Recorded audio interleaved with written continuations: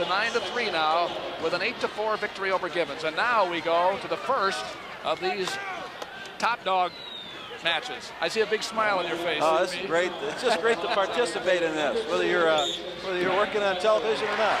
Gibbons in on Dresser right away. It's Joe Gibbons against Kevin Dresser at 142 pounds. Gibbons ranked #1 for Iowa State. Dresser #2. They were a draw the last time. They hit that high crotch right off the whistle.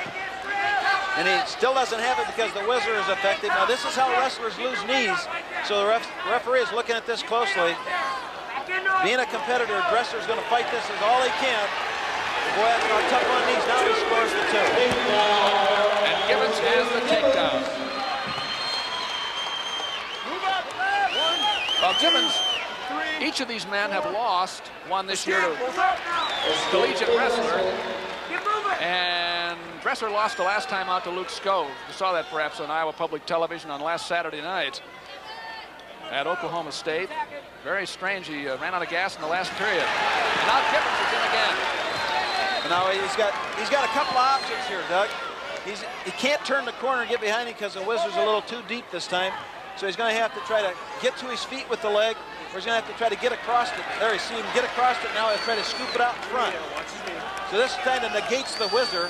And he's going to try to get himself in so he can free that pressure on that arm. He's really very patient. Yeah, he is patient. He'll want to get to his feet with it. So he tried to get up now. In the process of getting up, he's got to be careful. Dresser doesn't take him down with it. Oh. Keep going.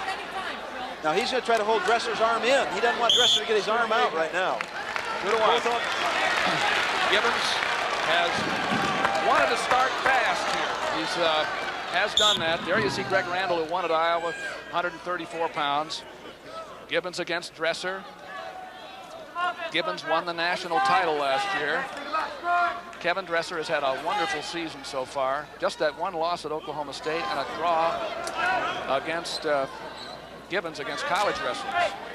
He also lost one time to Gene Mills, who was one of our international veterans. Right, well, I think that loss may ride in his mind a little bit because he lost just last week to Scove from Oklahoma State after leading 7-1. There was a little bit of fatigue, so he hasn't really started real fast. He's kind of let Joe Gibbons take the offense. Of course, that's what Joe wants to do.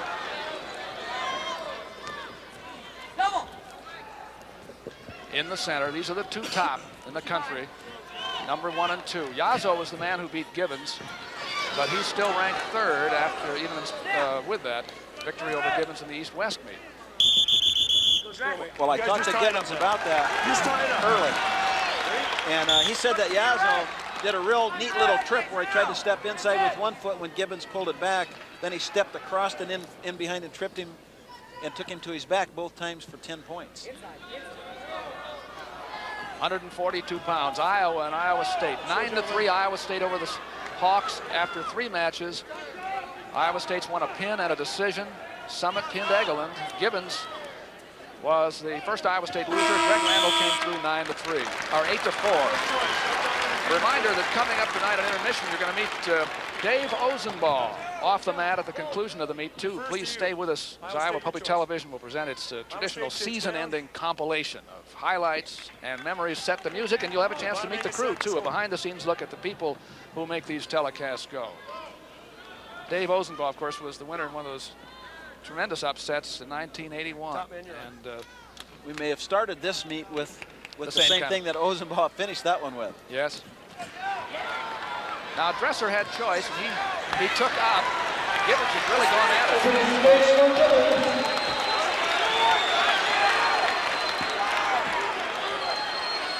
He leads 3-1 as a strong front headlock position.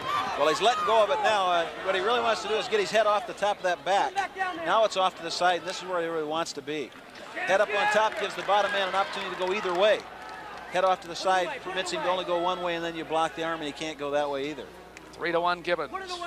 At 142, Dresser is ever dangerous. He's had a lot of pins this year. I don't have my record right in front of me. A single leg again for about the 3rd time by Gibbons.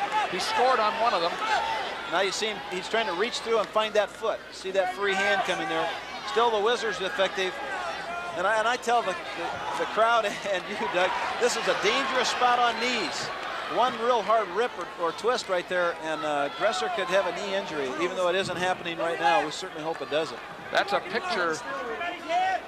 It's a picture of how knees get torn apart right there. The knees just don't bend laterally. Now see him try to come across that other foot. That's where he wants, either across or up on his feet.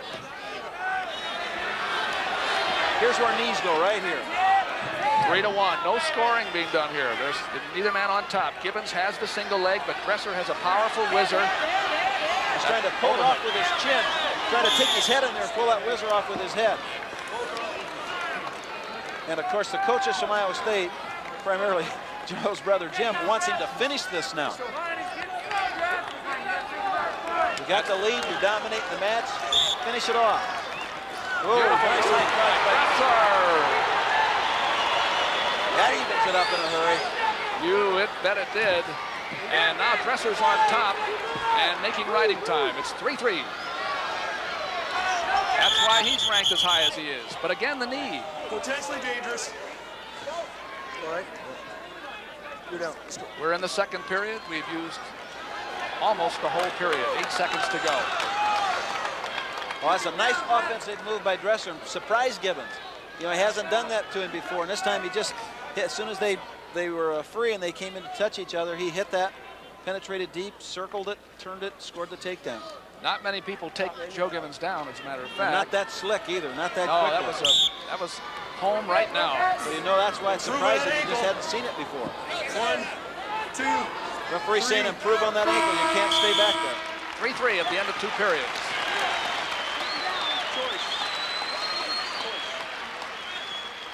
Iowa's choice. The choice is Dresser's. He deferred in the first period.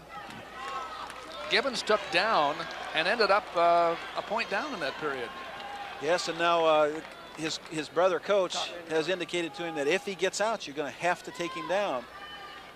Each man has a takedown, each man has an escape. Well, it would seem logical that escape, both up. You keep track of the score, but I'll tell you, you're out there in a match like this with this kind of crowd enthusiasm, it's hard for you to remember who's ahead, who's behind. It's 4-3. Dresser leads Gibbons.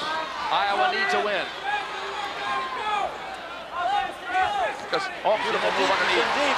High cross. Beautiful high cross. Lost the arm or he'd have had that. Now Gibbons has got him countered out. He's going to try to hold him in close.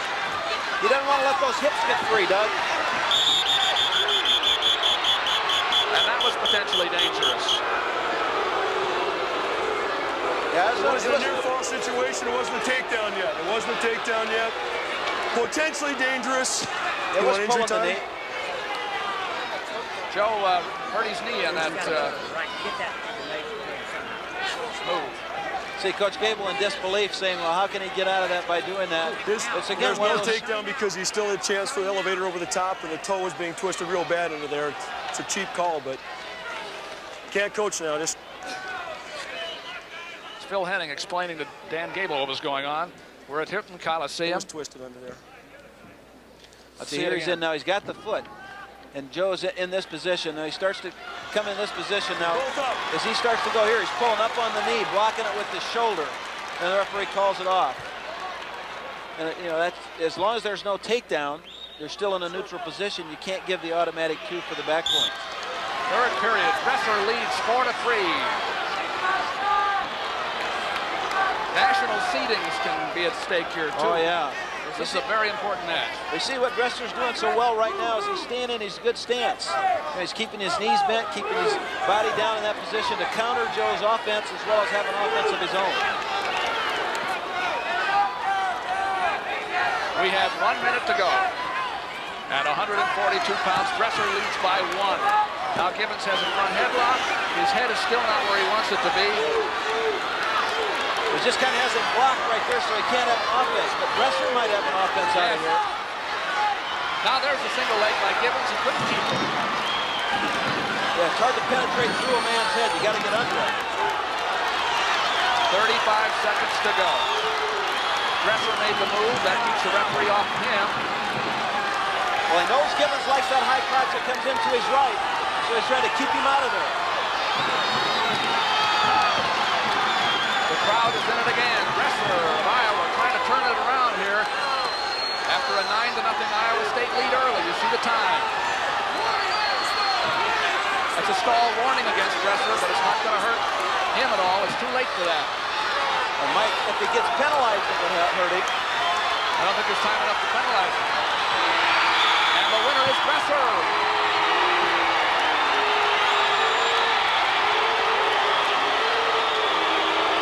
A big win for Kevin Dresser.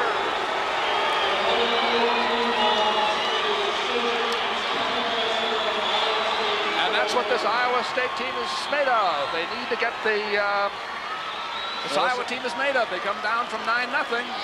Are you going to listen to a referee talk to the... He threw his headgear. This is illegal. Oh, it's a... Yes, he picked his headgear up and threw it off. Unsportsmanlike conduct. Unsportsmanlike conduct, throwing headgear, deduct 1 team point. And that happened in Iowa City against Iowa State, but it happened here